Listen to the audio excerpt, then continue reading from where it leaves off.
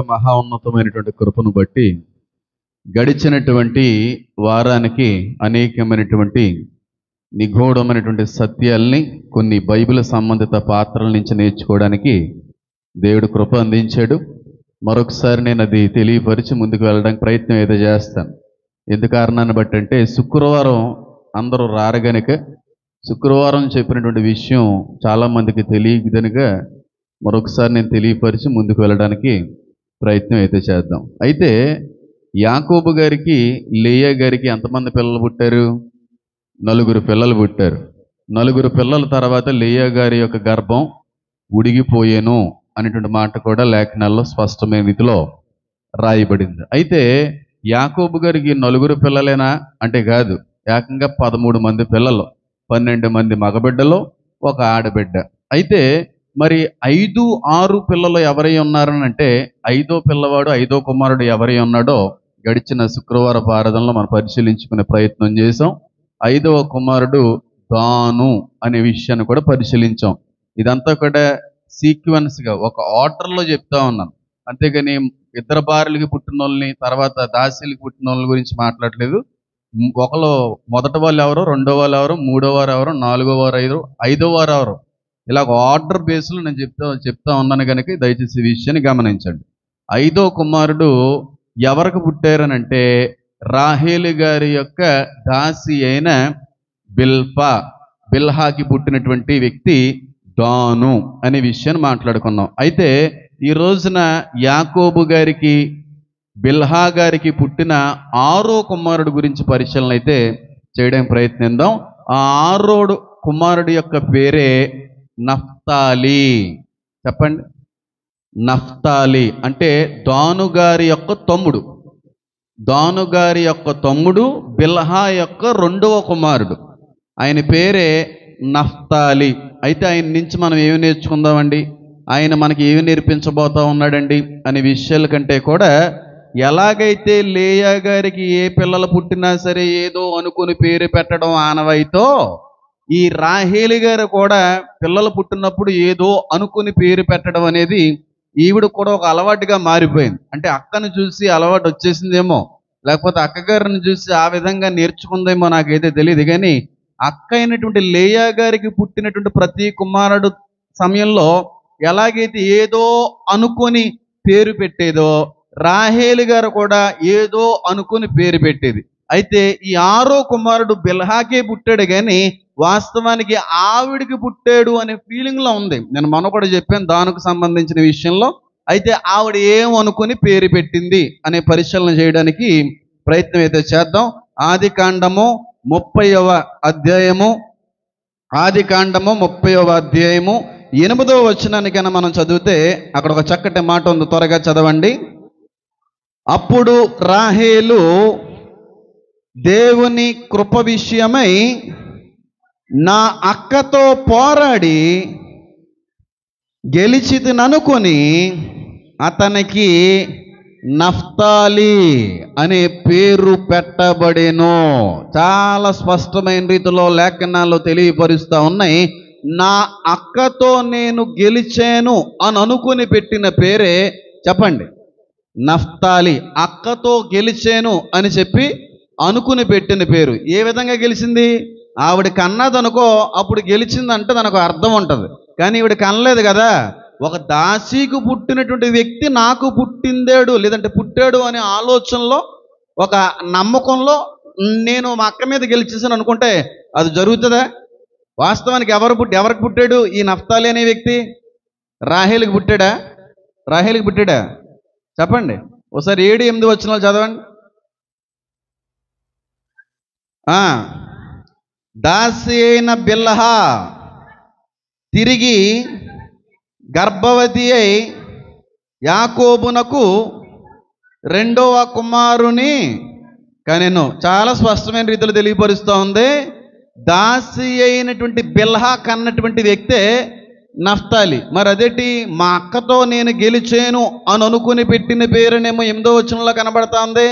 అంటే ఇవిడ ఉద్దేశం ఏంటంటే బిల్హాకి పుట్టినటువంటి వ్యక్తులు కూడా నా కుమారులే, నేనే కన్నాను అనే అభిప్రాయంతో ఆవిడ అంటున్నమాట, మా అక్క మీద నేను గెలిచేశాను, మా అక్కకు మాత్రమే పిల్లలు ఉండేవారు అని అనుకునేది.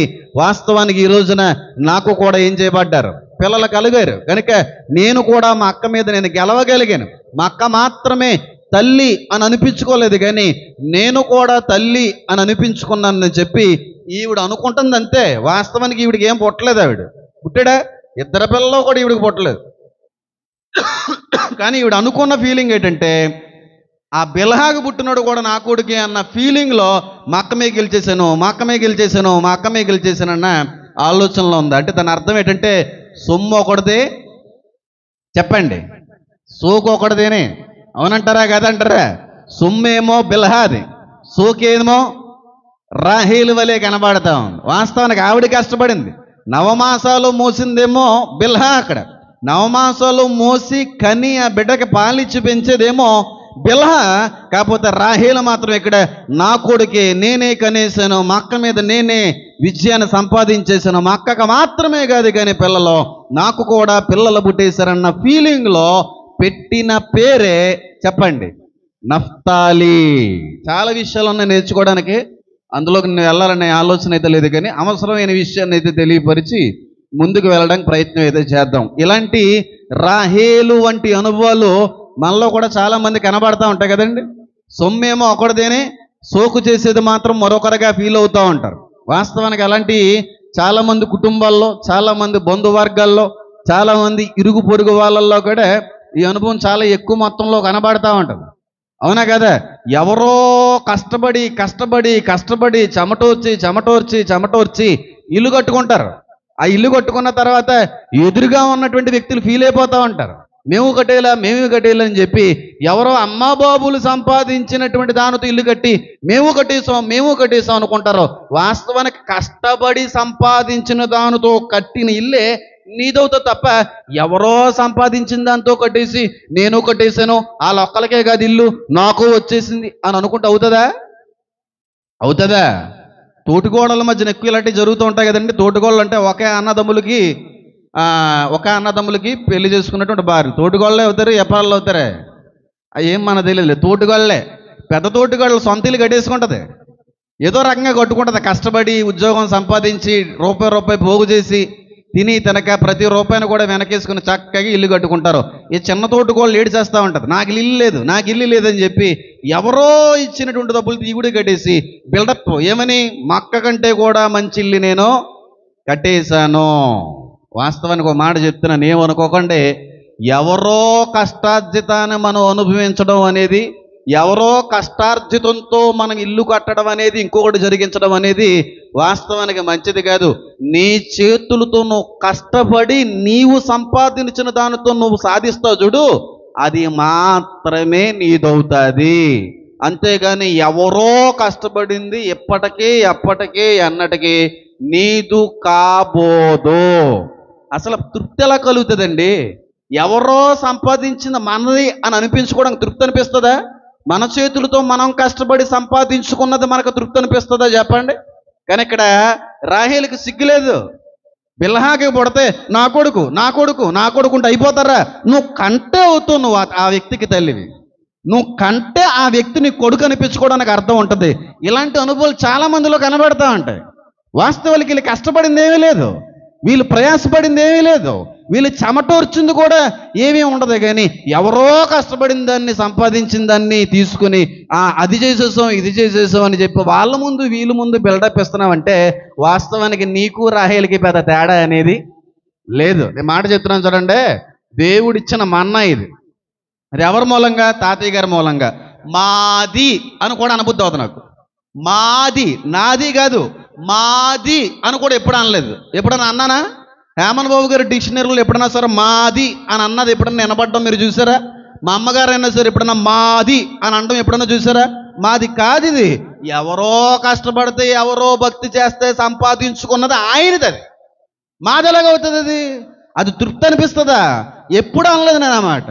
నాది కాదు మాది అని కూడా అనలేదు నేను. అది నాణ్యమైన జీవితం అంటేనే. అంతేగాని ఎవరో కష్టపడింది, ఎవరో సంపాదించింది, ఎవరో చెమట వచ్చింది దాంతో కట్టేసి కొనేసి ఇగో నేను నెక్లెస్ కొనేసాను. వాళ్ళు నెక్లెస్ కొన్నారంటే కష్టపడి రూపాయి వెనక వేసుకుని సంపాదించారు, వాళ్ళు కొనుక్కున్నారు. నీకు అలా కాదు కదా, మీ అమ్మ బాబులు ఇచ్చిన దాంతో వేసుకుని నేను నాకు ఉందంటే అది ఎంతవరకు అది వాస్తవానికి సిగ్గుపరిచేటువంటి అనుభవం.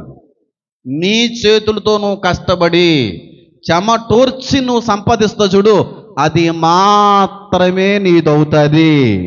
ఎవరో సంపాదించింది నీది అని అనుకున్నంత మాత్రాన ఎప్పటికీ కూడా నీది కానే కాదు.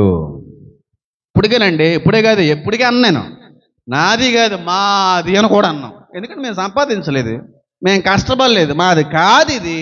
అలాంటిది ఎవడో సంపాది నాది మాదే నాదే అని అంటే సిగ్గు ఉండాలన్నమాట అంటారు. వాస్తవానికి రాహేలుకి సిగ్గు లేదు కాబట్టి బిల్హా కష్టపడి 9 మాసాలు మోసి కన్న కుమారుణ్ణి ఆవిడైనా సరే నా కొడుకు అనలేదు. కానీ కష్టపడినటువంటి పనికి మాలింది అంటుంది ఏమని, నాకు కొడుకు పుట్టేశాడు, నా అక్క మీద నేను గెలిచాను అని అనుకుని పెట్టిన పేరే చెప్పండి నఫ్తాలి. వాక్యం అంటే ఇలాగే చెప్పాలి, వాక్యాన్ని ఇలాగే అర్థం చేసుకోవాలి. అంతేకాని వాక్య వక్రీకరణ చేస్తూ ఎప్పుడు కూడా నా బోధ ఉండదు. ఎందుకంటే నేను ఎక్కడ ట్రైనింగ్ అవ్వలేదు కదా. ట్రైనింగ్ అయిన వాళ్ళు అయితే వాళ్ళకి నచ్చినట్టుగా చెప్తారు, ట్రైనింగ్ అవ్వలేనుడు ఆయన ఉద్దేశపూర్వకంగా చెప్తాడు. అది తేడా. వాక్యం ఉన్నది ఉన్నట్టుగా మాట్లాడితే సత్యాలు బయటకు వస్తాయి, ఉన్నది ఉన్నట్టుగా బోధించట్లేదు, ఉన్నది ఉన్నట్టుగా మాట్లాడలేకపోతున్నారు కనుక ఆత్మల్లో ఏమి రావట్లేదు, మంటారు రావట్లేదు, పరిపక్వత రావట్లేదు. ఎక్కడా లేదనుకోండి, చెప్తున్నాను. ఉంటారు అలాంటి వ్యక్తులు, సొమ్ము ఒకటిది సోకు ఒకటిది అన్నట్టుగా బిల్డప్లు ఇచ్చే వ్యక్తులు ఉంటారా ఉండరా? కష్టం ఉండదు, ప్రయాసం ఉండదు, చెమట ఏమాత్రం ఉండదు, నాదే అన్నట్టుగా ఫీల్ అవుతున్న వాళ్ళు ఇప్పటికీ కూడా నీది కాబోదు. బాగా గుర్తుపెట్టుకో. ఇంకా బాగా అర్థమయ్యేలా చెప్తాను. తోటుకోళ్ళు అయితేనే బాగుంటుందిలే, ఎందుకంటే వాళ్ళిద్దరికి ఎప్పుడు పడదు కదా. ఆ ఎగ్జాంపులే చెప్తాను. 2 తోటుకోళ్ళు ఉన్నారు. ఒక తోటుకోళ్ళేమో చక్కగా పూల మొక్కల్ని, కాయగూర మొక్కల్ని అన్నీ కూడా పెంచుకుంటామన్నారు. చాలా మంచి ఆరోగ్యకరమైనటువంటి దిట్టమైనటువంటి కాయలు అవి కాస్తున్నాయి.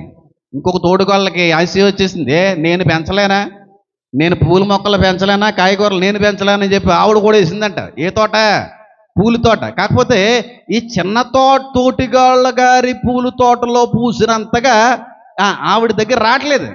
ఈవిడ దగ్గర పెద్ద పెద్ద బంతి పూలు, పెద్ద పెద్ద గులాబీ పూలు, పెద్ద పెద్ద తామర పూలు అన్నీ కాసేస్తున్నాయి. కానీ పెద్ద ఆవిడ దగ్గర ఏం కాయట్లేదు, అసలు పువ్వే కావట్లేదు. ఇలా వస్తున్నాయి మళ్ళీ పడిపోతున్నాయి. ఇలా కాదని చెప్పి బయటికి వెళ్ళి ఈవిడి కంటే పెద్ద పెద్ద పూలు కొనేసుకుని ఇదిగో మా చెట్టుకే కాసాయి అని అందండి. ఎలా ఉంటుంది అది? బిల్డప్ కాదు అది. నీ చెట్టుకి కాసినాయి అనుకో, నువ్వు నీరు పోసి కాసినటువంటి చెట్టుది నీది అని అనిపించుకుంటే మంచిదే. అంతేగాని వాళ్ళు నీకంటే గొప్పగా ఉన్నారో, నీకంటే బాగా ఫలింతున్నారని చెప్పి ఎక్కడి నుంచో కొనిపించి తెచ్చేసుకుని ఇదిగో నా చెట్టుకు కూడా పెద్ద పెద్ద పూలు కాసినాయి అంటే ఎలా ఉంటుందండి? చేయాలి అనిపిస్తుందా లేదా? నాకు అనిపిస్తుంది. ఇప్పుడు ఫీలింగ్ అంతా కూడా అలా ఉంటుంది. నేను అనకూడదు, భక్తురాళ్ళల్లో వాళ్ళు ఉద్దేశించిన అలా చెడ్డగా తప్పుగా మాట్లాడకూడదు. కానీ ఆవిడ మాట్లాడుతున్న మాటను బట్టి మాత్రం నా హృదయంలో కలిగేటువంటి ఒకే ఒక ఫీల్ వచ్చి, ఇదేట్రా ఆవిడకంటే నా కొడుకు అంటదేట్రా, ఆవిడెవరో కష్టపడకంటే నా కొడుకు నా అక్క మీద నేను గెలిచేస్తాను అనుకుంటుందేటి, ఇదేమి దిక్కుమాలను అనుభూరా అన్నట్టుగా నాకు అనిపించేది. నీ పెరట్లో కాసిన పువ్వు నీది అనిపించుకుంటుంది. అంతేకాని వాళ్ళ ముందు పోజు కొట్టడానికి వాళ్ళకంటే కూడా చాలా శ్రేష్టమైనటువంటి పూలు నీవు కూడా సంపాదించావు అన్నట్టుగా బయట ఎక్కడో కొనేసుకుని ఇదిగో మా చెట్టుకే కూర్చొని ఎంత కాయ ఉందో చూసావా, ఎంత పువ్వు ఉందో చూసావా అంటారు. వాస్తవానికి ఉంటాయా? ఒక అమ్మగారు ఉండేవారులే, ఆవిడ యాపిల్ స్కేల్ ఇంతంత కొబ్బరికాయలు అంత యాపిల్ కాయలు కొంటుంటుందండి ఆవిడ. లేరులే ఇప్పుడు అవి బాబు కొబ్బరికాయలు అంత ఉన్నాయి, ఒక్కొక్క యాపిల్ అన్నిదంటే ఆవిడ. కొబ్బరికాయ అంత ఎక్కడనే యాపిల్ ఉంటుంది ఏంటండి ఆవిడ అండం. కాకపోతేని మా అల్లుడి గారి మేక మోసం తెస్తే ఎలా ఉంటుంది తెలుసా? ఎన్నపూసే అంటే ఎన్నపూసలో కానీ ఏపుతారేమో మాంసం నాకు తెలదు. కానీ కొంతమంది మాటలు అలా ఉంటాయి. కొబ్బరికాయ అంత ఇచ్చాడు ఒక్కొక్క యాపిల్ని, అది కొబ్బరికాయనేమో నీ సరిగ్గా కనబడలేదేమో చూసుకోసారి. కొబ్బరికాయ అంత యాపిల్ ఎంతంత వచ్చేసి ఎంతంతా ఉత్తినే ఆ ఎదుటిగా ఉన్న వాళ్ళని ఏడిపించడానికి, ఎదుటిగా ఉన్న వ్యక్తులను అసూయ పడేట్టుగా చేయడానికి. ఇప్పుడు అసూయ పడాలని నా కొడుకుని ఫీలింగ్ అంతే, అంతకుమించి ఏమీ లేదు. అయితే ఇది కాదు నేను మాట్లాడవలసింది. కానీ అయితే ఇప్పుడు నఫ్తాలి నుంచి మనం నేర్చుకోవలసినవి ఏమైనా ఉన్నాయండి? నఫ్తాలి అనే పేరులోనే చాలా ఆనందం ఉంటుంది. ఆ పేరు పలుకుతుంటేనే ఆత్మలో తెలియనటువంటి సంతోషం అనేటువంటిది నాకు కలుగుతూ ఉంటుంది. నిజమే, కొంతమంది పేర్లు మాట్లాడుతున్నప్పుడు చాలా ఆనందంగా ఉంటుంది. ఇంకొకసారి మళ్ళీ పిల్లాలి అని అనిపిస్తూ ఉంటుంది. కొంతమంది పేర్లు ఉంటాయి, అయ్య బాబాయ్ అసలు ఆ నోట్లోంచి రావడానికి కూడా ఇబ్బంది పడుతూ ఉంటాయి. అవునా కదా? నఫ్తాలి అనే పేరు పలుకుతున్నప్పుడు ఆనందంగా లేదా మీకు? చాలా కొత్త పేర్లు అనిపించట్లేదా? మనసుకి ఆనందాన్ని, ఆత్మకి సంతోషాన్ని కలిగించేటువంటి ఉచ్చారణ కాదంట అది. ఏమో నఫ్తాలి అనే పేరు, యాకోబు గారు 12 మంది ఉన్నా మిగతా వాళ్ళ పేర్లు కూడా ఆనందాన్ని కలిగిస్తూ ఉంటుంది. కానీ ఈ నఫ్తాలి, నఫ్తాని లేదా ఇస్సాకారు కూడా కొంచెం అందంగా ఉంటుంది పేరు. ఈ నఫ్తాలి అనే పేరు పిలుస్తున్నప్పుడు నా మనసుకైతే చాలా ఆనందం వేస్తూ ఉంటుంది. అయితే ఇప్పుడు ఈ నఫ్తాలి నుంచి మనం ఏమి నేర్చుకోవచ్చండి? నఫ్తాలి నుంచి నేర్చుకోవడానికి ఏమన్నా ఉన్నాయండి? ఆయన గురించినటువంటి ప్రస్తావన బైబిల్ గ్రంథంలో ఎంతో కొంత ఉంది తప్ప ఎక్కువ మొత్తంలో లేదు కనుక, ఆయన జీవితం కూడా ఎక్కడ కూడా సరైన రీతిలో ప్రస్తావించబడలేదు కనుక, మరి ఆయన నుంచి మనం ఏమి నేర్చుకుందామనంటే ఖచ్చితంగా నేర్చుకోవచ్చు.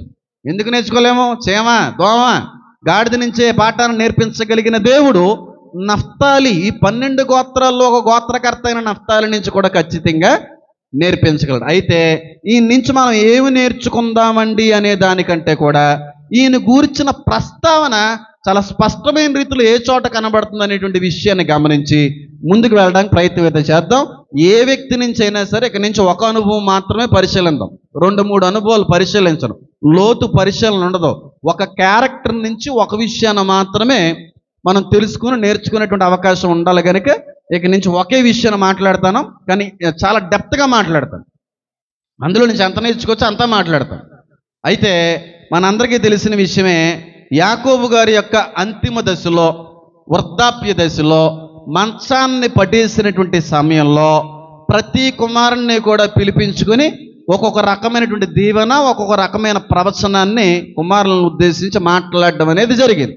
అయితే ఈ నఫ్తాలి గురించి తండ్రి గారు మాట్లాడిన మాట ఏంటండి అని ఆలోచన చేస్తే 49వ ఆదికాండము 21వ వచనానికని చదువుతా, అక్కడ కనబడుతుంది, చదవండి. నఫ్తాలి విడవబడిన లేడి, అతడు ఇంపైన మాటలను ఏం చేస్తాడంట? పలికేటువంటి వాడంట. నఫ్తాలిని గురించి తండ్రి గారు మాట్లాడుతున్నటువంటి మాట, ఆయన విడవబడిన లేడి, ఆయన ఇంపైన మాటలు పలుకును. 2 విషయాలు ఉన్నాయి, 2 మాట్లాడను, ఒక విషయం మాట్లాడు. విడవబడిన లేడి అనే దాని గురించి ప్రస్తావించుకునేటువంటి అవకాశము, అవసరత దేవుడు ఎప్పుడన్నా అందిస్తే ఖచ్చితంగా మాట్లాడుకోవడానికి ప్రయత్నిద్దాం. కానీ వాస్తవానికి నఫ్తాలిని గురించి తండ్రి గారు మాట్లాడుతున్న 2వ మాట మరొకసారి చదవండి గట్టిగా. అతడు ఇంపైన మాటలు పలుకును అనేటువంటి మాట కనబడుతుంది. అంటే నఫ్తాలి ఎలాంటి మాటగారన్నమాట? ఇంపైన మాటలు పలికేటువంటి వ్యక్తి. అవునంటారా కదంటారా? చాలా ఇంపైన మాటలో పలికేటువంటి వాడు అనేటువంటి విషయాన్ని ఆ చోట నుంచి మనం అర్థం చేసుకోవచ్చు. అయితే యాకోబు గారిని 49వ అధ్యాయంలో బిడ్డలను ఉద్దేశించి, కుమారులను ఉద్దేశించి మాట్లాడినటువంటి ప్రతి మాట కూడా ప్రవచనాత్మకమైన మాట, ప్రవచనాత్మకమైనటువంటి వాగ్దానం. అంటే ఆ బిడ్డల జీవితంలో మాత్రమే జరుగుతుందని కాదు, కానీ రాబో రోజుల్లో, రాబో తరాల్లో, రాబో యుగంలో కూడా జరిగేటువంటి విషయాల్ని, సంభవించేటువంటి విషయాల్ని, దేవుని మూలంగా అనుగ్రహించబడేటువంటి విషయాల్ని ప్రవచనాత్మకంగా తన కుమారుల పేర్లను అడ్డు పెట్టుకుని మాట్లాడిన మాటలు. అంటే ప్రవచనం నఫ్తాలి జీవితంలో నెరవేరిందని అనుకోకండి. ఒక్కొక్క రకంగా చెప్తున్నారు, నేను దాన్ని కొట్టేస్తూ ఉంటాను. లాస్ట్ వాళ్ళకున్న జ్ఞానం వాళ్ళకి ఎలా అనిపించింది, నేను ఎవరిని కూడా తప్పు అనడానికి వీల్లేదులే, ఎవరిని తప్పు అనడానికి వీల్లే, కానీ ఒక్కొక్కరు ఒక రకంగా బోధిస్తారు. కానీ నాకు అది కరెక్ట్ కాదు, నాకు అది కరెక్ట్ కాదనిపించింది కనుక ఇది కరెక్ట్ అనేటువంటి విషయాన్ని నాకు అనిపించింది చెప్తున్నారు. మీకు కరెక్టా కాదు మీరు పరీక్షించుకోండి. లేఖనాలు చాలా స్పష్టమైన రీతిలో తెలియపరచబడతా ఉన్నాయి. నఫ్తాలి అనే వాడి గురించి తండ్రి మాట్లాడుతున్నాడు. ఆయన ఒక విడవబడిన లేడీ, పైగా ఇంపైన మాటలు కూడా పలికేటువంటి వాడు పలికేటువంటి వాడు పలికేటువంటి వాడు అని చెప్పి. వాస్తవానికి ఈ ప్రవచనం నఫ్తాలి బ్రతుకుండగా జరగలేదు, నఫ్తాలి తర్వాత వచ్చినటువంటి తరాల్లో కూడా జరగలేదు. ఓ మాటలో చెప్పాలంటే ఈ యాకోబు గారు నఫ్తాలీని ఉద్దేశించి మాట్లాడిన ఇంపైన మాటలు పలుకును అనే మాట పాత నిబంధన కాలంలోనే జరగలేదు. మరి ఎక్కడ జరిగిందండి? ఎక్కడో కాదు, యేసుక్రీస్తు ప్రభువారి యొక్క కాలంలో జరిగింది. యేసుక్రీస్తు ప్రభువారి యొక్క కాలంలో అది జరిగింది. అలాగలా చెప్తారు మీరు. కుమారుణ్ణి ఉద్దేశించేమో తండ్రి గారు మాట్లాడుతూ ఉంటే యేసుక్రీస్తు కాలానికి సంబంధించిన సమయంలో ఇది నెరవేర్పులోకి వచ్చిందని మీరు ఏ విధంగా మాట్లాడుతున్నారండి? ఆలోచన మీకు ఉండొచ్చు. నేనే వేస్ట్గానే కాదు, నేను మళ్ళీ చెప్తున్నాను. ఆయన చెప్పిందే నేను చెప్పాలి తప్ప నాకు అనిపించింది నేను చెప్పకూడదు. ఉన్న విషయాన్ని చెప్తున్నాను, నా నమ్మకం నాకు ఉంది కనుక. అసలు ఈ ప్రవచనం అనేది వాస్తవానికి క్రీస్తు కాలంలో నెరవేర్చబడింది. నఫ్తాలి అనగా ఇంపైన మాటలు పలికేటువంటి వాడు. ఇంకా బాగా అర్థమయ్యేలా చెప్తాను. మత్తయి సువార్త 4వ అధ్యాయం ఒకసారి తీయండి. 4వ అధ్యాయం తీశారు. 4వ అధ్యాయం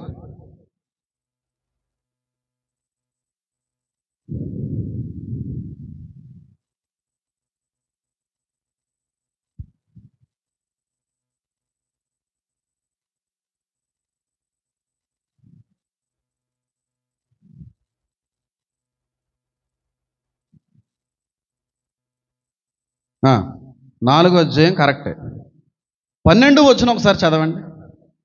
యోహాను చెరపట్టబడినని యేసు విని గలిలయకు తిరిగి వెళ్ళి నజరేతు విడిచి జెబులూను నఫ్తాలి అని దేశముల ప్రాంతముల్లో సముద్ర తీరమందిలి కెపర్నహామునకు వచ్చి కాపురముండెను. మళ్ళీ చదువుతున్నాను చూడండి. జెబులూను దేశమును నఫ్తాలి దేశమును యోర్దానుకు ఆవలనున్న సముద్రము తీరమున అన్యజనులు నివసించు గలిలయ చీకటిలో కూర్చుండి ఉన్న ప్రజలను గొప్ప వెలుగు చూచిరి. మరణ ప్రదేశములోని మరణ ఛాయల్లోని కూర్చుండున్న వారికి వెలుగు ఉదయించెను అని ప్రవక్త అయిన యెషయా ద్వారాగా పలకబడిన నెరవేరినట్లు ఇలాగూ జరిగెను అనేటువంటి మాట రాయబడి, అప్పటి నుండి యేసు పరలోక రాజ్యము సమీపించి ఉంది గనుక మారు మనసు పొందుడని చెప్పుచు ప్రకటింప మొదల పెట్టెను అనేటువంటి మాట అక్కడ చక్కనైన రీతిలో, చాలా స్పష్టమైన రీతిలో కనబడతా ఉంది. అంటే మనకు అర్థం అవ్వాల్సిన విషయం ఏంటంటే, నఫ్తాలి జెబులూను అనేటువంటి ప్రాంతంలో ఇంపైన మాటలు వినబడ్డాయి. ఇంపైన మాటలు అక్కడ వినబడడం జరిగింది. నఫ్తాలి అనే ప్రదేశంలోనే యేసుక్రీస్తు ప్రభువు వారి యొక్క సువార్త ప్రారంభం అంతా ఆ చోట చక్కని రీతిలో. మళ్ళీ చదువుతున్నాను, 12వ వచనం చదువుతున్నాను చూడండి. యోహాను చెరపట్టబడిన యేసు విని గలిలయకు తిరిగి వెళ్ళి. ఇంకా బాగా అర్థమయ్యేలా చెప్తాను. ఎప్పుడైతే బాప్తీసు ఇచ్చి యోహాను చెరలో వేయబడ్డాడు అనే విషయాన్ని యేసుక్రీస్తు గారి యొక్క చెవిన పడింది. ఆయన చెరలో వేసేశారు కదా, తప్పుడు ఆ ముద్ర వేసేసి ఆయన చెరలో వేసేశారు. అయ్యో, బాప్తీసు ఇచ్చి యోహాను చెరలో వేసేశారు అనే విషయం ఎప్పుడైతే యేసుక్రీస్తు ప్రభు వారి యొక్క చెవిన వినబడిందో చాలా బాధపడ్డాడండి, చాలా దుఃఖపడ్డాడండి. దుఃఖపడి నజరేతుని విడిచి,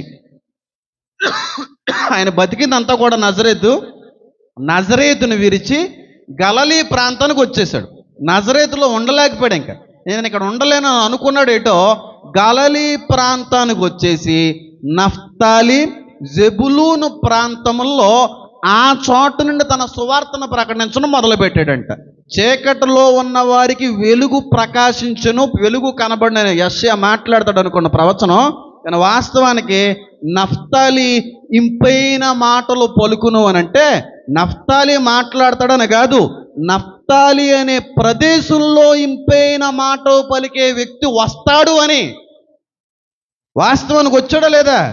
ఎప్పుడైతే బాప్తీసు ఇచ్చి యోహాను యొక్క పని బాధ్యత ఆగిందో ఆయన భారాన్ని క్రీస్తు ఎత్తుకున్నాడు. ఆయన పని ఆగిపోయిన తర్వాత ఈయన పనిలోకి చేరాడు. అప్పుడు వరకు ఆయన సువార్త ప్రకటించలేదు. ఈ చోట నుంచే ప్రకటించడం మొదలవుతుంది. మారు మనసు పొందునట్లుగా సువార్త ప్రకటించుట మొదలాయను అని ఉంది అక్కడ. ఉందా లేదా? ఉందా? చదవండి ఇంకోసారి. 13 16 17. అప్పటి నుండి యేసు పరలోక రాజ్యము సమీపించున్నది గనుక మారు మనసు పొందిని చెప్పుచు ప్రకటింప మొదలుపెట్టెను. ప్రకటింప అనగా పలుకుట మొదలుపెట్టెను, చెప్పుట మొదలుపెట్టెను. అంటే మారు మనసు పొందండి అనే మాట లేక పలుకు ఇంపైన మాట, అది దేవునికి ఇంపైన సువాసన. అంటే నఫ్తాలి మాట్లాడలేదు. నఫ్తాలి ప్రదేశంలో మొట్టమొదటిగా మారు మనసు నిమిత్తం ప్రకటించబడే పలుకు పలికిన వ్యక్తి యేసుక్రీస్తు ప్రభువారు. ఆయన మాట్లాడుతుంటే ఆత్మలు ఏం చేయబడ్డాయి? కదిలే. ఆయన మాట్లాడుతూ ఉంటే మారు మనసులోకి అనేక మంది నడిపించబడ్డారు. ఆయన మాట్లాడుతూ ఉంటే అనేక మంది ఉద్యమంలోకి నడిపించబడ్డారో ఆయన మాటలు ఇంపైనవి కనుక మారు మనస్సు నిమిత్తం అనేక మంది ఏం చేయబడ్డారో? వెలిగించబడ్డారో. నిజానికి ఒక మాట చెప్తున్నాను చూడండి. మారు మనసు పొందండి, పాపాన్ని విడిచిపెట్టండి, మార్పులోకి రండి అనే మాట, అనే పలుకు వాస్తవానికి ఇంపైన మాట. మనకు హాయిగా అనిపిస్తుందా? Joyful word. చూడండి, జాయ్ఫుల్ వర్డ్ అని దానికి అర్థం సంతోషాన్ని కలిగించేటువంటి మాట అని అర్థం. వాస్తవానికి మారు మనసు పొందవయ్యా, సీరియల్ చూడటం మానేవయ్యా, సినిమాలకు వెళ్ళడం మానేవయ్యా, త్రాగుడు వదిలిపెట్టేవయ్యా, వ్యభిచారపు ఆలోచనల నుంచి బయటికి రావయ్యా అనే మాట మనిషికి ఆనందాన్ని కలిగజేస్తుందా? బాధ కలిగజేస్తుందా? చెప్పండి. బాధే కలుగజేస్తుంది. మారండి మారండి మారండి అంటే ఎవరికే సంతోషం అనిపిస్తుంది. అతమాట్లు ఇదేం బాధరా బాబు, ఒక వాగ్దానం ఉండదు, ఒక ఆశీర్వాదం ఉండదు, దీవెనకరమైనటువంటి పలుకు ఉండదు, ఏమీ ఉండదు. ఇదెక్కడ బోధ ఇదెక్కడ బోధ అన్నట్టుగా చాలాసార్లు మనకి బాధ కలుగుతూ ఉంటుంది, దుఃఖము అనేటువంటిది మనకి కలుగుతూ ఉంటుంది. కానీ మరి ఇక్కడ మారు మనసుతో కూడిన పలుకు ఇంపైన మాట నీకు ఎందుకు అనిపించాలంటే, మారు మనసు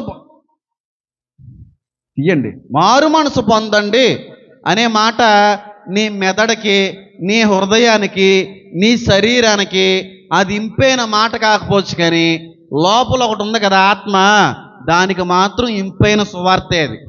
మారు మనసు గూర్చిన సువార్త ఆత్మకు ఇంపైనటువంటి మాట. మారు మనసు పొందండి అనేది మనకు బాధే కలిగజేస్తుంది, మనకి ఇబ్బందిగానే అనిపిస్తుంది, అత్తమాటలు ఏంటండి అన్నట్టుగానే అనిపిస్తుంది. కానీ వాస్తవానికి నీకు ఇంపు కానిది ఆత్మకు ఇంపైన మాటది. ఈ నఫ్తాలి జెబులూను ప్రాంతంలో నుంచే యేసుక్రీస్తు ప్రభువారి యొక్క మారు మనసు గూర్చినటువంటి సువార్త ప్రకటించడం మొదలయ్యింది. ఇంపైన మాటలో దేనికంటే ఆత్మకు సంబంధించినవి. కానీ మనకి ఇంపైన మాటలకి ఏమనిపిస్తావంటే, దేవుడు నిన్ను దీవించునుగాక, నీ పిల్లలు ఒలీవ చెట్లు వలె వర్ధిల్లునుగాక, వచ్చు మాసానికి నీకు పెళ్ళి అయిపోవునుగాక, వచ్చి ఏడాదికి నీకు ఇల్లు కట్టబడుదునుగాక అన్నాయి. ఎంత బాగా అంటున్నారో పాస్టర్ గారు, ఎంత బాగా మాట్లాడుతున్నారు, ఎంత మంచి వాక్యం చెప్పారని చెప్పి 2 రోజులు మాట్లాడుకుంటారు ఇంటికి వెళ్ళి. అదే పాస్టర్ గారు మారవే పనికి మారిందానా, ఆ నిమ్మకాయలు వేయి తిప్పడం మానవా, ఆ నవధాన్యాలు వేయడం మానవా, ఆ సిగరెట్ ఊలవా, సీరియల్ మానవా అంటే ఏట్రా అత్తమాట అంటే పైకి అనరా అనుకోండి చెప్తున్నాను నేను. ఇంటికి వెళ్ళిన తర్వాత ఇటు అత్తమాటలునా, ఏదో ఒక వారం ఏదో ఒక నెల అన్నారంటే పర్లేదు, నేను ప్రతి వారం సీరియల్ అంటాడేటండి, ప్రతి వారం నిమ్మకాయలు అంటాడేటండి, ప్రతి వారం మంచి రోజు చెడ్డ రోజు అంటాడేటండి అని అనిపిస్తుందంటే నీకు దుఃఖంగా అనిపించింది అంటే ఆ మాట నీకు ఇంపుగా లేదు. కానీ వాస్తవానికి దుఃఖపడువారు ధన్యులు, పరలోక రాజ్యము వారిది. అంటే ఒక మాటను నేను దుఃఖపరచాలి, నీ ఆత్మకు అది సంతోషాన్ని కలిగించే మాట అయి ఉండాలి. అంతేగాని నీకు సంతోషాన్ని కలిగించే ఏ మాట కూడా దైవ సంబంధమైన మాట కదా, అది దుఃఖపడాలి. ఒక దైవ సంబంధమైనటువంటి మాట పలుకుతున్నా, సువార్త ప్రకటిస్తున్నా నీకు దుఃఖం రావాలి. నీకు దుఃఖం వచ్చినప్పుడే పరలోక రాజ్య వారసుడు అవుతావు అన్నాడు బైబిల్లో. కానీ ఈ రోజున మారు మనసును గూర్చిన సువార్త ఎవరికే ఎక్కట్లేదు. అలా చెప్పకూడదు, సీరియల్ గురించి చెప్పకూడదు, నిమ్మకాయల గురించి చెప్పకూడదు. ఒకవేళ చెప్పినా సరే వెంటనే చెప్పి వదిలేయాలంట. కొంతమంది నాకు కూడా చెప్పారులే, చెప్పండి తప్పు కాదు, కానీ తను అలాగా నా ముందుకు తీసుకెళ్తారండి. ఏదో చెప్పామా, ఒక అటాక్ ఇచ్చామా, తగిలేట్టుగా మాట్లాడడం వదిలేయాలి అంతే. అవునా? అవునా, నాకు తెలియదులే. చెప్పాలంట, ఖండితంగానే ఉండాలంట. వాక్యం తగిలి తగలనట్టుగా ఉండాలంట. తగిలి తాగలనట్టుగా. మరి దుఃఖపడు వారు ధన్యులని ఎందుకు అన్నాడు? పరలోక రాజ్యం దుఃఖపడినోళ్ళదని ఎందుకు అన్నాడు? మారు మనసు గూర్చిన మాట నీకు అది ఇంపుగా అనిపించకపోవచ్చు, కానీ పరిశుద్ధమైన దేవుని నుంచి వచ్చినటువంటి ఆత్మకి చాలా ఇంపైన మాట ఇది. ఆత్మ ఎప్పుడు కూడా దీవెనలు కావాలి, వాగ్దానాలు కావాలి, ఆశీర్వాదాలు కావాలి అని కోరుకునేటువంటి వాక్యం వినాలని ఇష్టపడదండి. ఎప్పుడు ఖండిస్తాడు, ఈ శరీరాన్ని ఎప్పుడు బాగు చేస్తాడు, ఈ వ్యక్తిలో ఎప్పుడు మారు మనసు వస్తుందా, ఎప్పుడు ఇలాంటి వాక్యం వస్తుందని చెప్పి ఎదురు చూసేది ఆత్మ మాత్రమే. కానీ శరీరాలకి అనుగుణంగా వాక్యాలు ఉన్నాయి ఈ రోజున. శరీరాన్ని తృప్తిపరిచే రీతిలో, మనసుకి ఆనందాన్ని కలుగు చేసే రీతిలో ఉన్నాయి తప్ప ఆత్మ అనేది ఆనందాన్ని కలుగు చేసే వాగ్దానాల గురించి ఆశపడదు. శరీరంలో మార్పును కలుగు చేసే మాట ఈ చెవిన వినబడతాదేమో అని ఎదురు చూసేది ఆత్మ మాత్రమే. అక్కడ యోహాను గారి యొక్క పని అయిపోయింది.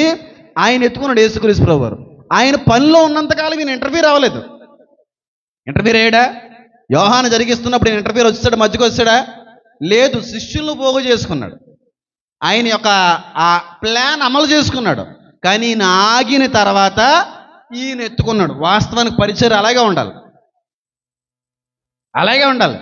అలా ఉండాలని అంటే కూడా చాలామంది తప్పుగా తీసుకుంటారేమో. ఈ రోజులు అలా లేదులే. ఓ పక్కన తండ్రి గారు, ఓ పక్కన కొడుకు గారు చెప్పడం తప్పు అని కాదు, పిలుపు ఉంటే మంచిదే. కానీ నిజమైనటువంటి భారం ఆయన ఇంకా లేరు, ఆయన చెయ్యలేరన్నప్పుడు ఎత్తుకోవాలి. సామ్యూయలు గారు ఎత్తుకోలేక పడిపోయినప్పుడు హేమాను చేత ఎత్తించాడు దేవుడు. యోహాను ఆగిపోతే యేసు ఎత్తుకున్నాడు ఆ బాధ్యతని, భారాన్ని. మళ్ళీ ఒకసారి చదువుతున్నాడు 17వ వచనం. అప్పటి నుండి యేసు పరలోక రాజ్యము సమీపించి ఉన్నది గనుక మారు మనసు పొందుడని చెప్పుచూ ప్రకటింప మొదల పెట్టెను. అప్పటి నుండి, ఎప్పటి నుండి? యోహాను గారి చెరలోకి వెళ్ళిపోయారు, ఇంకా ఆయన బయటకు వచ్చే అవకాశం లేదు, ఆయన అక్కడే చంపేస్తారు, ఇంకా ఆయన నోటి నుంచి వచ్చేటువంటి సువార్త ఆగిపోయింది అన్న సమయానికి అప్పటి నుండి ఈయన సువార్త మొదలెట్టాడు. మారు మనసు గూర్చిన వార్త. అది ఇంపైన మాట. మనకు అది ఇంపుగా అనిపించకపోవచ్చు, ఆత్మకు మాత్రం అది చాలా ఇంపైన మాట అండి. నిజంగా చెప్తున్నానండి, మీరు ఏమనుకున్నా పర్లేదు, వాస్తవ సత్యాన్నే చెప్తున్నాను. మీరు చాలాసార్లు ఖండితమైనటువంటి వాక్యాలు వస్తున్నప్పుడు, మనసుని గాయపరిచేటువంటి మాటలు వస్తున్నప్పుడు చాలామంది నన్ను తిట్టుకోవచ్చు. కానీ దేవుడి యొక్క ఉద్దేశం ఏంటో తెలుసా? నీకు ఇంపుగా ఉండాలని కాదు, నీ ఆత్మకు అవసరమైన వాక్యాన్ని, ఆహారాన్ని అందిస్తానని అర్థం చేసుకో. కాకరకాయ కూర చేదుగానే ఉంటుంది, కానీ కడుపుకి అది మంచి చేస్తుంది. మంచి చేయదా? కాకరకాయ కూర నీకు ఎలా ఉంటుంది? నాలుగుకి చేదుగానే ఉంటుంది, కానీ కడుపుకి అది మంచి చేస్తుంది. ఖండితమైన, కఠినమైన మారు మనసు గూర్చిన మాట నీకు అది బాధగానే ఉంటుంది, కానీ ఆత్మకు చాలా ఆనందాన్ని కలుగు చేస్తూ ఉంటుంది. ఇది కావాలి, ఇది కావాలి. అంతేగాని ఎప్పుడు సంవత్సరంలో ఒకసారి ఒక వాగ్దానం ఉండదు, ఒక ఆశీర్వాదం ఉండదు, ఒక తియ్యటి పలుకు ఉండదు. అది నీకు, కానీ ఆత్మకి ఇంపైన మాట మాత్రం మారు మనసు, మారు మనసు, మారు మనసే. పరలోక రాజ్యము సమీపించుచున్నది అని ఎప్పటి నుంచి అన్నాడైనా? యేసుక్రీస్తు ప్రభు వారి కాలంలో ఆయన మాట్లాడాడు. అలా అనకూడదన్నారు ఈ మధ్యన చాలామంది. రాకడ వచ్చేస్తుందని అనకూడదంట, ఇంక టైం అయిపోయిందని అనకూడదంట, సమయం ఆసనం అయిపోయిందని అనకూడదంట. యేసు కాలం నుంచి చెప్పుకోతున్నాడు ఆయన. ఎందుకు? సిద్ధపడమని దాని అర్థం. అది ఎప్పుడు జరుగుతుంది నీకు తెలియదు అన్నాడు కదా. మా అమ్మగారు కూడా రీసెంట్గా ఒక మాట అన్నారు, ఒరే మనం ఎలాగ దేవుడు వచ్చేస్తున్నాడు, అంత్యకాలంలో ఉన్నావు, రాకడ గుర్తులు వచ్చేస్తున్నాయని అంటున్నావు. క్రైస్తువులకి అది అర్థమయ్యే రీతిలోనే ఉంటుంది, కానీ అన్యులు దాన్ని లూజ్గా తీసుకుని ఇదేంటి ఇలా మాట్లాడుతుంటే ఎక్కడొచ్చిందని చెప్పి కామెడీ కూడా చేయొచ్చు అంటే, నేను మాట్లాడిన మాట యేసు కాలం నుంచి ఉందా పోద. యేసు కాలం నుంచి 2024 సంవత్సరాలు అయింది, అదే చెప్పాలి. అంతేగాని కొంతమంది దరిద్రులు ఉన్నారు, ఇప్పుడప్పుడే రాదండి, ఇంకా చాలా గుర్తులు జరవేరాలండి, ఇంకా చాలా సువార్త ప్రకటించబడాలండి అని అంటున్నాడు. అంటాడు ఏ సంబంధాడు? నేను చెప్పనులే ఏ సంబంధాడు. ఇక్కడ ఒక గొట్టంగాడు వచ్చి అన్నాడులే, అంటున్నారంట అందరూ, వచ్చేస్తుంది రాకడ వచ్చేస్తుందని. నేను అంటాను ఏంట్రా, యేసుక్రీస్తు కాలంలోనే అన్నాడు ఆయన అంటే ఆయన మాట తప్పుపడతావు నువ్వు ఏమన్నానే? వాస్తవానికి ప్రతి క్రైస్తవుడు కూడా సిద్ధపడుటకు ఈరోజే వచ్చుచున్నాడు, త్వరగా వచ్చుచున్నాడు, ఆలస్యము చేయక వచ్చుచున్నాడనే మాట మీద మనం వెళ్ళాలి తప్ప ఇంకా రాడండి, ఇంకా టైం ఉందండి, ఇంకా టైం ఉన్నా నువ్వు అనకూడదు. ఆ మాట ఇంకా టైం ఉన్నా నువ్వు అనకూడదు. 2024 సంవత్సరాల క్రితం నుంచి ఆయన వచ్చేస్తున్నాడు. పరలోక రాజ్యం సమీపించున్నది. పరలోక రాజ్యం సమీపించున్నదంటే ఆయన సువార్త లేదు. ఈ రోజున ఖండితమైన వాక్యం వద్దు, మృదుమైనటువంటి మాటే ముద్దు. ఏ కావాలి మనకి? ఖండితాలు వద్దు, మారు మనసులు వద్దు, మార్పుల్లోకి నడిపించండి రా బాబు అనేటువంటి బోధలు అంతకంటే వద్దు. ఒకవేళ అలాంటి బోధ ఉందనుకోండి, ఆ చర్చిల్లో జనాలు ఉండరు. అంతేగాని ఆకాశ వాకిన్లు తెరబడిపోయి దేవదూతలు తట్లట్టుకుని బంగారు బిస్కెట్లు అట్టుకుని వచ్చేస్తున్నాయి అన్న దగ్గర మాత్రం వేలాది మంది వేలాది మంది వేలాది మంది వీళ్ళు సత్తా దేవుడి దగ్గరికి వెళ్తారా?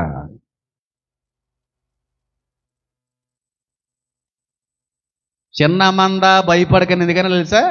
చిన్న మందులోనే ఆయన ఉన్నాడు కనుక. ఆయన ఉన్న చోట చిన్న మందే ఉంటుంది, ఎప్పుడన్నా గుర్తుపెట్టుకోండి. చిన్న మంద భయపడద్దని ఎందుకన్నాడు? నేనున్నాను ఆ మందలో, ఎవరో లేకపోతే నేనున్నాను అక్కడ. ఆయన ఉన్నప్పుడు ఎప్పుడూ కూడా ఆయనకి సంబంధించిన సువార్త ప్రకటించబడుతుంది. ఆయనకి లేనప్పుడే ఆయనకి సంబంధించలేని విషయాలు మాట్లాడుతూ ఉంటారు. మారు మనసు మారు మనసు మారు మనసు అనే పదం మాట ఆత్మకు చాలా ఇంపైనది. నఫ్తాలి ఇంపైన మాటలు పలుకును. నఫ్తాలి ప్రాంతం నుంచే మారు మనసును గూర్చినటువంటి సువార్త పలకడం అనేటువంటిది మొదలయ్యింది అక్కడ. అంతేగాని హేమన్ బాబు గారు మీ మీద ఏదో కోపం ఉండో, లేకపోతే మిమ్మల్ని ఏదో బాధ పెట్టాలనో, లేకపోతే అందరి ముందు మిమ్మల్ని ఏదో సిగ్గుపరచాలని చెప్పేటువంటి మాట కాదమ్మా. అలా చెప్పేటువంటి వ్యక్తిని అయితే అసలు నన్ను నిలబెట్టకపోతున్నాను. ఇంకోళ్ళు ఎవరన్నా నిలబెడదునేమో. ఇద్దరు నిలబెట్టి తీసాడు కదా, ఆ టైపులో ఇద్దరిలోని పని అవ్వలేదు. ఏదో అనుకున్నారు కానీ వాళ్ళ పని అవ్వలేదు. ఇది కూడా కాదు, మేము అనుకున్నది ఇది కాదు అనుకున్నట్టున్నాడు దేవుడు. మీరిద్దరూ కాదురా, మూడో వ్యక్తి వస్తాడని చెప్పి తీసుకొచ్చాడు. పని అవ్వలేదు, నచ్చలేదు, ఏదో అనుకున్నాడు కానీ అక్కడ పని అవ్వలేదు దేవుడికి.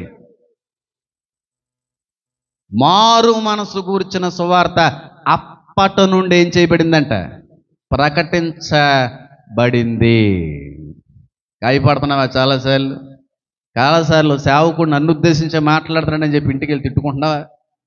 చాలాసార్లు నన్నే అన్నారండి. మా ఇంట్లో విషయాలన్నీ కూడా ఎలా తెలిసిపోతున్నాయండి. ఎవరు చెప్పేస్తున్నారండి. ఖచ్చితంగా మమ్మల్ని అన్నాడండి అన్నట్టుగా ఒకవేళ నీ ఆలోచన అభిప్రాయం ఉంటే ఉండనే, ఒకవేళ నిన్నే అన్నాడు అనేటువంటి ఆలోచనలకు నువ్వు వస్తే మాత్రం చాలా మంచిది అది. ఎందుకంటే నువ్వు గ్రహింపు వచ్చింది, నిన్నే అన్నారో ఆ మాట నీకే వర్తిస్తుంది అనే గ్రహింపులోకి నువ్వు వచ్చావని అర్థం. తిట్టుకున్న పర్లేదు సేవకుని, కానీ నన్నే అన్నారు అని నీకు అనిపించిందంటే నిన్నే అన్నారని నీకు అర్థమైనట్టే కదా. నన్నే అన్నారంటే వీలో అక్కడ పక్కన లేదు వాళ్ళకి అర్థమైపోయింది అన్న, వాళ్ళలో ఉన్నాయన్నీ బయటకు వచ్చేతనే, అందులో సందేహమే లేదు. మారు మనసు అనే మాట ఎప్పుడు కూడా ఇంపైన మాటే. నేను దేవుళ్ళలోకి రావడానికి, మారు మనసులోకి రావడానికి ఇలా ఖండితంగా వాక్యం చెప్పేటువంటి ఒక బోధకుడి యొక్క బోధలు బట్టి నేను మారాను. నాకు చాలా ఆనందంగా ఉంటుంది అలాంటి బోధలు వినాలంటేనే. మారు మనసు లేనప్పుడు చెప్తున్నానులే. ఒక 5 సంవత్సరాల క్రితం మ్యాటర్ ఇదంతా.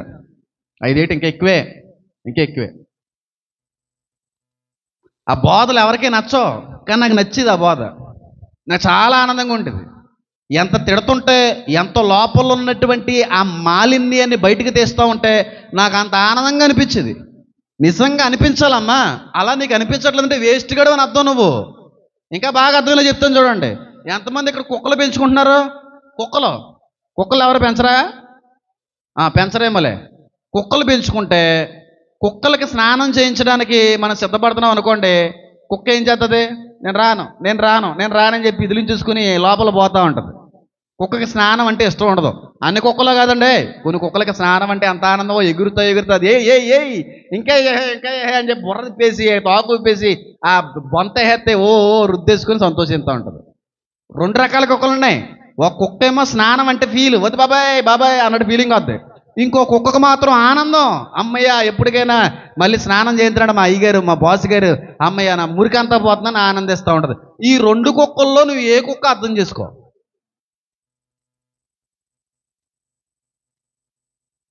ఈ 2 కుక్కల్లో నువ్వు ఏ కుక్క నీకు వదిలేశాను. ఉన్నటువంటి బురద పోతాది అనే సంతోషంతో స్నానం చెయ్యింతే బాగున్ను అనే వ్యక్తిగాను ఉన్నావా, ఈ బురద ఇలాగే ఉంటుంది స్నానం వద్దు అని అనుకునే వ్యక్తిగా ఉన్నావా? ఈ 2 నువ్వు ఏటో తెలుసుకో. అంటే మా ఇంట్లో కుక్కలు చాలా పెంచాను. ఇప్పుడు ఒక 50 పైన కుక్కలు పెంచుంటాం కదమ్మా. ఇంకా పై మాటే ఉండొచ్చు, 50కి పైనే. చిన్నప్పటి నుంచి కుక్కలే, అంటే చిన్నప్పటి నుంచి పెంచిన ఏ కుక్కనే కూడా మర్చిపోలేదు నేను. ఏసమ్మ గారి ఇంటి దగ్గర ఉన్న కుక్క మొదలు మా చిన్నమామి తీసుకుని వచ్చాడు. అక్కడున్న డాగ్స్ అన్నీ కూడా చంపేసినాయి. ఏమంటే స్ట్రీట్ డాగ్స్ అన్నీ కూడా చంపేయడం జరిగింది. చాలా ఏడ్చింది, పీగులవి కూడా బయటకు వచ్చేసినాయి కదమ్మా. నేను 3 ఏట ఉంటానా 4 ఏట అంత ఉండొచ్చు. అప్పుడు ఇప్పుడు గుర్తే, నాకు మర్చిపోలేదు. అప్పటి నుంచి పెంచిన కుక్కలన్నీ నాకు గుర్తే. కానీ మేము పెంచిన ఏ కుక్కలకి కూడా స్నానాలు అంటే ఇష్టం ఉండదు. ఏదో 1-2 కుక్కలు మాత్రమే కొంచెం స్నానం అంటే బేగపెట్టి నీలే బొంతేసే అన్నట్టుగా ఉండి. అంటే దాని అర్థం ఏంటో తెలుసా? మారు మనసు కూర్చిన సువార్త అందరికీ వద్దు, అందరికీ నచ్చదు, కొంతమందే కావాలనుకుంటారు. ఆ కొంతమందిలో నేను ఒక్కడిని అయ్యాను కాబట్టి నన్ను ఈరోజు నిలబెట్టాడు. వినపడదు అస్సలు ఎంత కుక్క స్నానం అంటే ఎంత భయమో ఎంత బాధో. మరి ఎందుకు ఆ బాధ అంటే అట్లు ముక్కులోకి నీళ్ళు వెళ్తే తట్టుకోలే, ఊపిరాడో. అందుకారణాన్ని బట్టి బాధపడుతుంటాయి. కుక్కలు స్నానం ఇష్టం ఉండదు. కానీ కొన్ని కుక్కలు మాత్రం స్నానం అంటే ఎగిసి పడతా ఉంటాయి. ఎనలేని ఆనందం, బేగ చేయించు అన్నట్టుగా. ఈ రోజున నీ ఆత్మకి నీ హృదయానికి పట్టినటువంటి మాలిన్యము విడిచిపెట్టేట్టుగా వచ్చేటువంటి వాక్యం కొరకు తాపత్రయపడుతున్నావా? లేకపోతే ఆ తప్పులు ఆ లోటులు ఆ బలహీనతలు అలాగే ఉన్నా పర్లేదులే, స్నానం మాత్రం వద్దు, అలాంటి వాక్యం మాత్రం మాకు వద్దు అన్న కుక్కలాగా ఉన్నావా? ఈ 2 నువ్వు ఏ కుక్క అర్థం చేసుకో. నేనండమేటి పౌలు అనలేదా కుక్కలని? అనలేదా కుక్కలు పరిశుద్ధమైన ఎట్టద్దనడా? అనడా లేదా? మరే ఎవరిని ఉద్దేశించాడు? మనుషులను ఉద్దేశించి అన్నాడు. కుక్కలతో కాదు కదా తను అన్నది. కుక్కలతో జాగ్రత్తగా ఉన్నాడు అంటే ఏంటి? కుక్కలతో జాగ్రత్తగా ఉండకపోతే కరిసెత్తాయనా? కాదు, మనుషులు ఉద్దేశించి అన్నాడు. నేను మనుషులు ఉద్దేశించి అన్నాను కుక్కలని. నీ హృదయం బాగవ్వాలి, ఆత్మ శుద్ధీకరించబడాలి, క్రీస్తు స్వారూప్యంలోకి మార్చబడాలి అనే వ్యక్తి అయితే ఎప్పుడో కూడా ఖండితమైన మారు మనసు అనే వాక్యం కొరకు ఆశపడతావు. అంతేగాని ఆనందమైన వాక్యం లేకపోతే ఇంకో రకమైన తృప్తి కలిగించే వాక్యాలను బట్టి చాలా బాగా చెప్పాడండి యామన్ బాబు అని అంటున్నావంటే నువ్వు పెద్ద పనికి మాలినా చెప్పండి. నేను అనలే అటు ఏటి అలా మాట్లాడుతున్నాడు చూస్తారేంటి రాజుగారి? మరి ఆయన అలాగే మాట్లాడేవాడు, నేను ఇంకా నెమ్మదిగా మాట్లాడతాను. నక్కల్లారా అని వాడు వేసి మరి ఏం చేయను?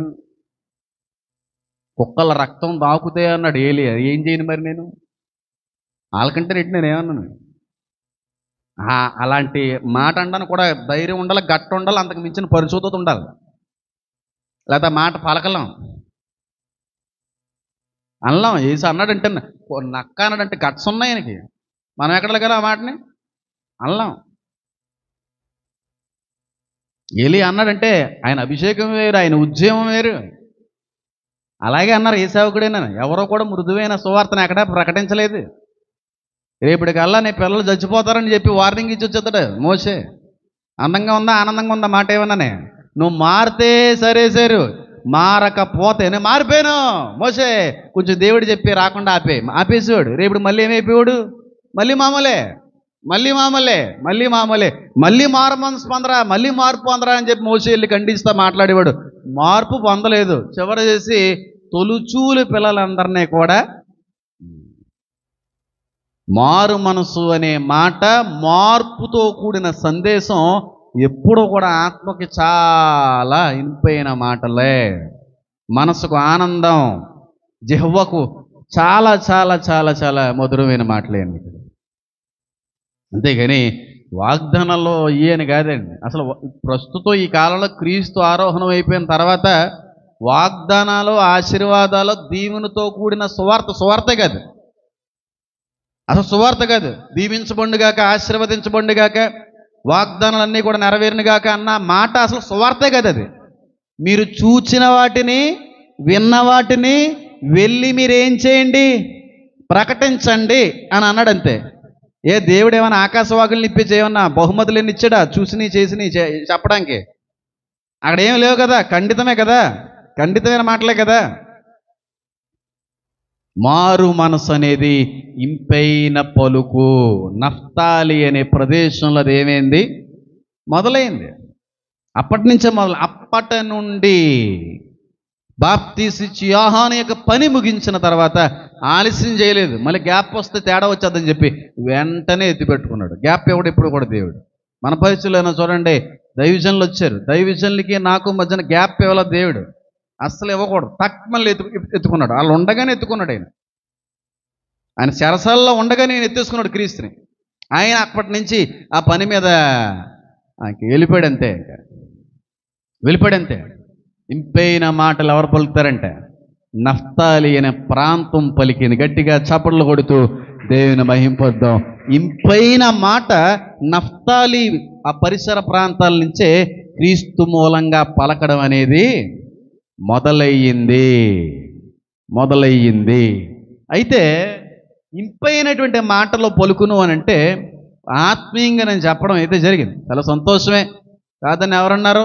కానీ నఫ్తాలి ఇంపైన మాటలు పలుకును అనే మాట తండ్రి గారు అన్నారంటే ఖచ్చితంగా మాటలు చాలా తండ్రి గారికి ఏం చేసినాయి అన్నమాట, ఆనందాన్ని కలిగించేటువంటి రీతిలోనే ఉన్నాయేమో. నఫ్తాలి ఎప్పుడు కూడా మృదువైనటువంటి మాటలు పలుకువాడేమో, మాట్లాడుతుంటే మళ్ళీ మళ్ళీ వినాలి అని అనిపించేట్టుగా మాట్లాడేవాడేమో. మా అమ్మగారు అంటూ ఉంటారు ఎప్పుడు కూడా, మాట్లాడితే ముత్యాలు రాలినట్టు ఉండాలరా అంటే, మాట్లాడితే ముత్యాలు రాలితేనే కాదు, ఎప్పుడు మాట్లాడతాడా ఎప్పుడు ఇందామా అన్నట్టు ఉండాలంట మాట. ముత్యాలు రాలుతాయంటే ముత్యాలు రాలిపోవు, ఎప్పుడు మాట్లాడతాడో ఎప్పుడు రాలితే ఆ మాటలు నోట నుంచి అన్నట్టుగా ఎదురు చూడాలంట. అది ఇంపైన మాట ఎప్పుడో కూడా. ఇందాక కూడా మాట్లాడుకున్నాం కదా, ఇంపైన మాట తేనె పట్టు వంటిది, ఎముకలను అదేం చేస్తుందనుంది చెప్పండి, బలపరుస్తుందనుంది. అది ఇంపైన మాటలో తేనె పట్టు వంటివి, అవి మధురమైనవి, ఎముకలకు బలాన్ని చేకూరుస్తేనే అన్నాడు ఆయన సొలొమోన్ రాజు. అంటే ఇంపైన మాటలో ఎలా ఉంటాయన్నమాట, ఎప్పుడు కూడా చాలా మధురంగా ఉంటాయి, చాలా వినసొంపుగా ఉంటాయి, చాలా ఆనందాన్ని కలుగు చేసే విధంగా ఉంటాయి, చాలా సంతోషాన్ని పుట్టించే మాటలుగా ఉంటాయి.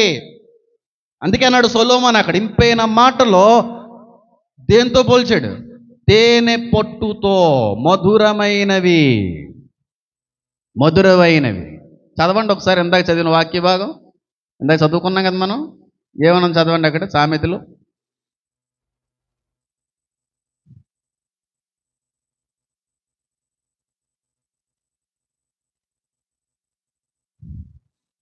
చదవండి. మర్చిపోయారే, ఇందాకే చదివాం అప్పుడు మర్చిపోయారా, చదవమ్మా. తేనె పట్టు వంటివి, అవి ప్రాణముకు మధురమైనవి, ఎముకలకు ఏం కలుగు చేస్తాయంట, ఆరోగ్యకరమైనవి. ఏ మాటలో ఇంపైన మాటలు, ఎముకలకు ఆరోగ్యం కలిగించే మాటలుగా ఉండాలని మాట ఎప్పుడో కూడా. అంతేగాని ఉన్న మనశ్శాంతిని, ఉన్న ఆనందాన్ని, ఉన్న సమాధానాన్ని కూడా భంగపరిచే రీతిలో ఉండకూడదని మాట.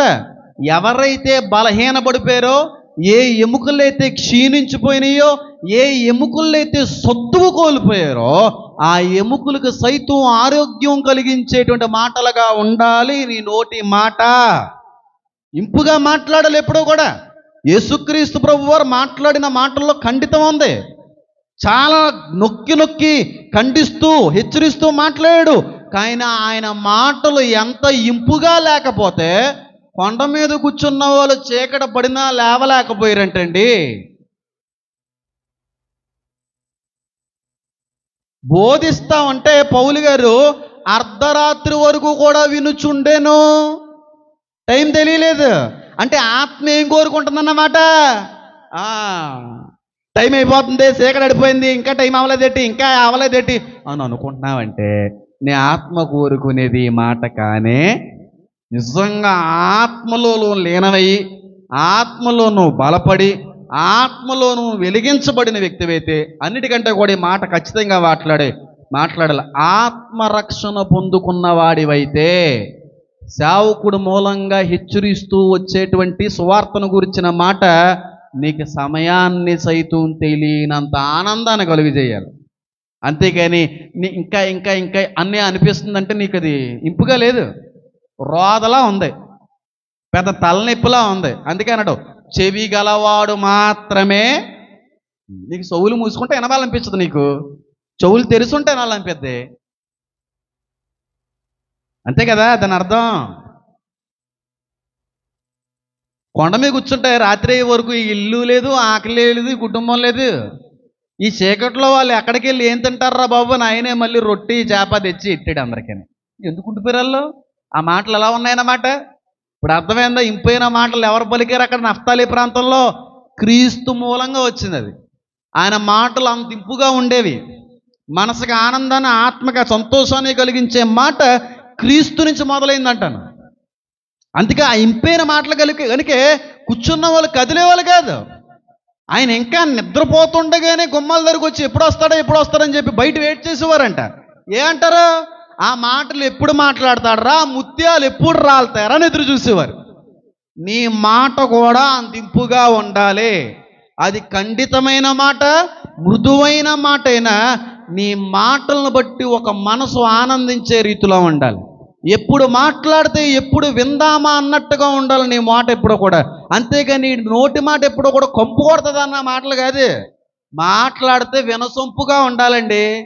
మాట్లాడుతుంటే మళ్ళీ కొంత ఎక్కువ మాట్లాడితే బాగుండాలనిపించాలండి. ఎవరి దగ్గరికన్నా వెళ్ళి ఏదన్నా కొంచెం మాట్లాడితే చాలా బాగా మాట్లాడుతండి, వచ్చిన తర్వాత ఈవిడ మాట్లాడిన తర్వాత ఆ బాధ అంతా ఎగిరిపోయిందండి, ఆ బరువు అంతా పోయిందండి అని అంటారా? అలా ఉండాలి నీ మాట. అంతేగాని లేని బరువుని లేని పెద్ద బండరాయిని నెత్తి మీద ఎట్టే రకంగా ఉండకూడదు నీ మాట. ఇంపైన మాటలు తేనె పట్టు వంటివి, అవి మధురమైనవి, పైగా ఎముకలకు కూడా అది ఏం కలుగు చేస్తుందంట? ఆరోగ్యమును కలుగు చేస్తుంది, ఆరోగ్యాన్ని కలుగు చేస్తుంది. బలహీనులు పుంజుకోవాలమ్మ మాట్లాడుతుంటే. మనం బలహీనం అయిపోయారా, నిరుత్సాహం లోయల్లో పడిపోయారా, చాలా రకాలైన దిగ్భ్రాంతుల్లో వాళ్ళు మునిగిపోయారా, ఎటు తోచని పరిస్థితుల్లో ఉన్నారా, నువ్వు వెళ్ళి మాట్లాడితే ఆ ఎముకల్లో కోల్పోయిన క్షీణత తిరిగి మళ్ళీ ఉద్యమంలోకి నడిపించాలి. ఆ బలహీనులు బలపరిచే రీతిలో ఉండాలి నీ మాట ఎప్పుడు కూడా. అంతేకాని అవిశ్వాసంతో కూడిన మాటలో, ఒక వ్యక్తిని మరింత బలహీనపరిచేటువంటి మాటల్లో, ఎప్పుడూ కూడా శకునంతో కూడిన మాటలు మాట్లాడుతుంటారు కొంతమంది. నోట్లో నుంచి ఎప్పుడు మంచి మాట రాదు వాళ్ళకి, ఎప్పుడూ ఏదో ఒక శకునమే, ఎప్పుడూ శకునమే. హాస్పిటల్లో ఎవడో కరోనా వచ్చి బయటపడ్డాడు, బయటపడ్డాడు ఆయన.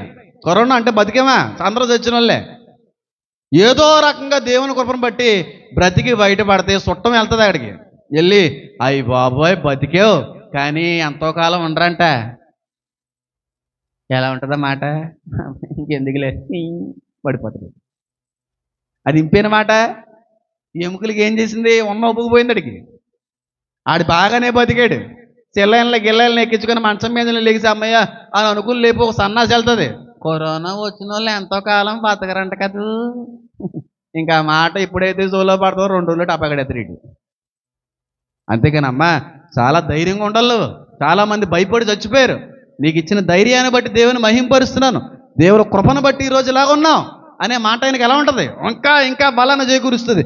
అంతేగాని బతకరంటే ఇంకా ఎంతో కాలం.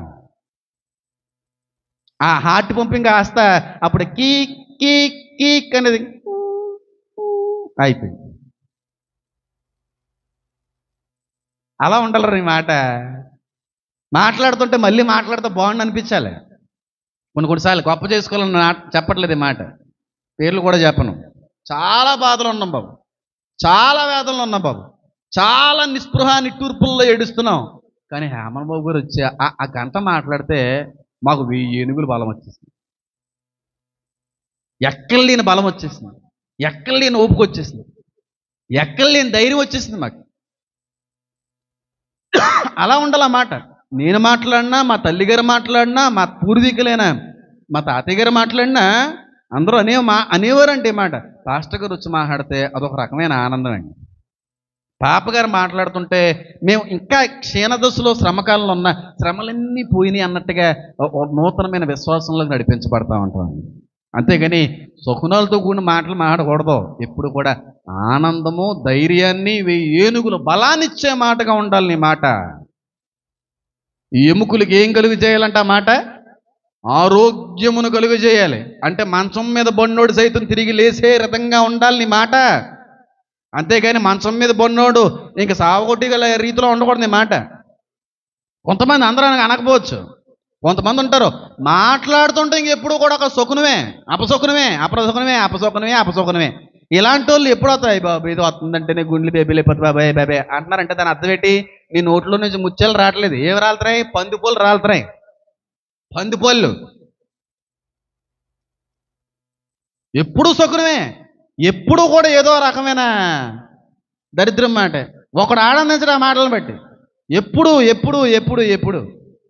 ఏదో చుట్టం చూపి వచ్చాడు, వెళ్ళిపోతున్నాడు, ఎలా ఉన్నాను అడగడానికి వచ్చాడు. వెళ్ళిపోయేటప్పుడు ఎలాగనాలి? జాగ్రత్తగా వెళ్ళినైనా, వెళ్ళిన తర్వాత ఫోన్ చేయనాలి. జాగ్రత్తగా వెళ్ళి యాక్సిడెంట్లు ఎక్కువ అయిపోయినాయి అంటే ఈ మధ్యన. అయ్యో నేను వెళ్ళనమ్మోయ్, రేపే ఎప్పుడు వెళ్తారా అని పెద్దాడికి లేదా? అప్పుడే నువ్వు యాక్సిడెంట్లు అయిపోతాయని చెప్పాల్సింది. దేవుని కృపను బట్టి బాగానే వెళ్ళిపోయారా బాబు అని చెప్పి అప్పుడు చెప్పు. చాలా యాక్సిడెంట్లు దొరుకుతున్నాయండి. కరెక్ట్గా కొమ్మల్లోంచి బయటకు అడిగి తెస్తారండి. జాగ్రత్తగా వెళ్ళా ఫోన్ చేయి, యాక్సిడెంట్లు అవుతున్నాయి జాగ్రత్త. అది ఎలా ఉంటుంది అడిగి? ఇది ఎక్కడ కూడా రా బాబు, యాక్సిడెంట్ అంటుంది అసలే దీని నోట్లోంచి వచ్చిందంటే అయిపోతారా అనుకుంటాడాడు. అప్పుడు ఆ మాట అనాలా? అసలనే అనాలా మాట? శుభమా అని చెప్పి పెళ్లి సెట్ అయిందండి, పెళ్లి కుదిరిందని చెప్పి పెళ్లి కట్టుకి వెళ్తారు కొంతమంది ఇంటికి. ఇదిగోండి పలానా రోజున పెళ్లి పెట్టుకున్నాం, ముహూర్తం పెట్టుకున్నాం, మీరు అందరూ కూడా కుటుంబ సమేతంగా రావాలండి, తప్పకుండా వస్తామా అని అనకపోగా, ఇంతకీ పిల్లోడు గురించి అది ఎంక్వైరీ చేశారా అంటే వీడికి మళ్ళీ ఇంకేం ఆలోచన వద్దే? అమ్మ బాబు అన్నీ ఒప్పేసుకున్నప్పుడు ఎలాంటోడా అంటారు, వస్తుందా? అప్పుడు మాట్లాడే మాట దింపైన మాట అది. పనికి మాల ఎదవలు ఉంటారండి, ఇలాంటి దూరంగా ఉండండి. మాట్లాడితే ముత్యాలు రాలాలి, మాట్లాడితే తెలియని బలం రావాలి, మాట్లాడితే ఉన్న బాధలన్నీ తొలగిపోవాలి, మాట్లాడితే ఎన్ని శ్రమలు ఉన్నా సరే మాకు శ్రమలు లేవు అన్నట్టుగా మారిపోవాలి.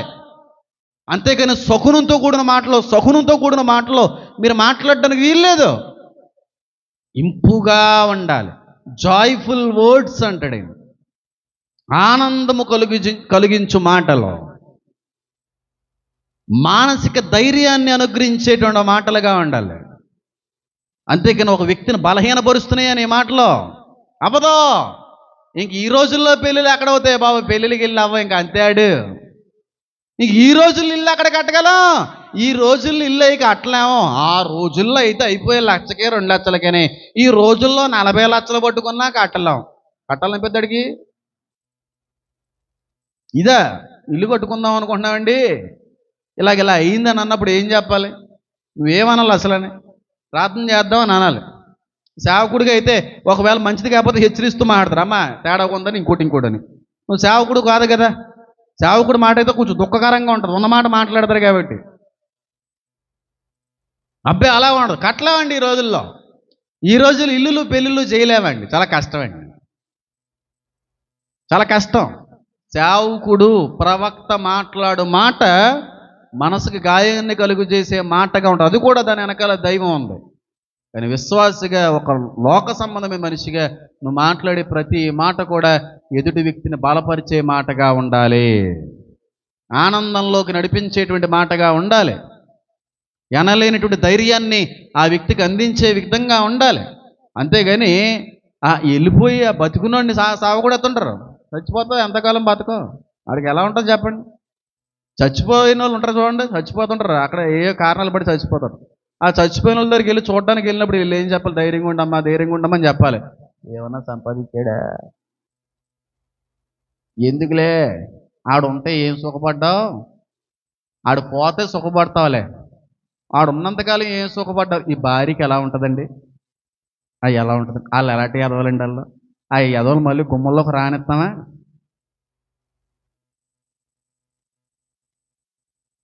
పోతే పోయేళ్ళేవే, సుఖపడతావు. ఇప్పుడు సుఖపడతావా?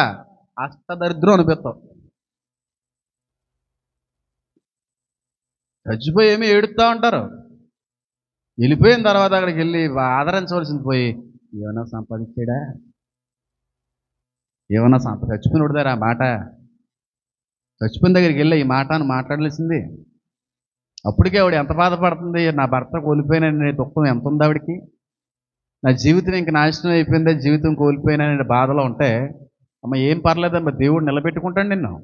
మునుపటి కంటే కూడా అత్యధికముగా దేవుడిని నిన్ను ఆశీర్వదిస్తాడనే మాట కంటే కూడా పోతే పోయాడు. ఏం సంపాదించి పెట్టకుండా పోయాడు ఎదవా, ఈయన చేసుకుని ఏం బాగుపడ్డావే, పోయిన తర్వాత నువ్వు సుఖపడతాలేవే. ఈ మాటలు మాట్లాడుతున్నారంటే వాళ్ళు ఎంత దరిద్ర గుట్టుల్లో అర్థం చేసుకోండి.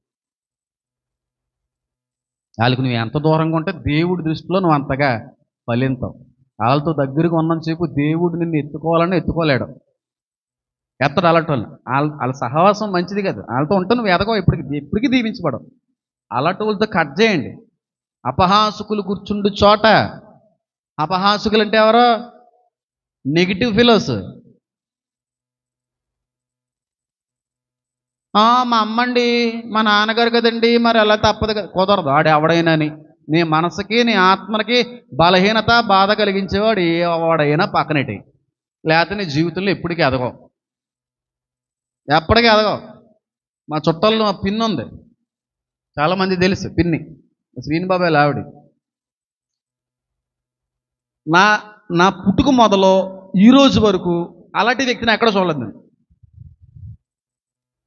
అలాంటి వ్యక్తిని ఎక్కడ చూడలేదు. మా అమ్మలో కూడా లేని క్వాలిఫికేషన్లు ఆవిడలో ఉంటాయి. ఎంత ధైర్యాన్ని ఇస్తుంది అంటే అండి, ఆవిడ ఒక అన్యురాలు, ఆవిడ ఒక క్రైస్తవురాలు కాదు, క్రీస్తు రక్తంలో కడగబడిన వ్యక్తి కాదు, బైబిల్ అంతకంటే తెలియని వ్యక్తి ఆవిడ. కానీ ఆవిడ మాట్లాడుతుంటే ఆవిడ ఇచ్చే ఆదరణ, ఓదార్పు ఎంత ఉంటుందంటే అండి, అంత ఉంటుందండి. ఒక అన్యురాలు ఎంతగా ధైర్యపరుస్తూ ఉంటుందో. ఏమా బాధపడక, అలాగే అంటారు.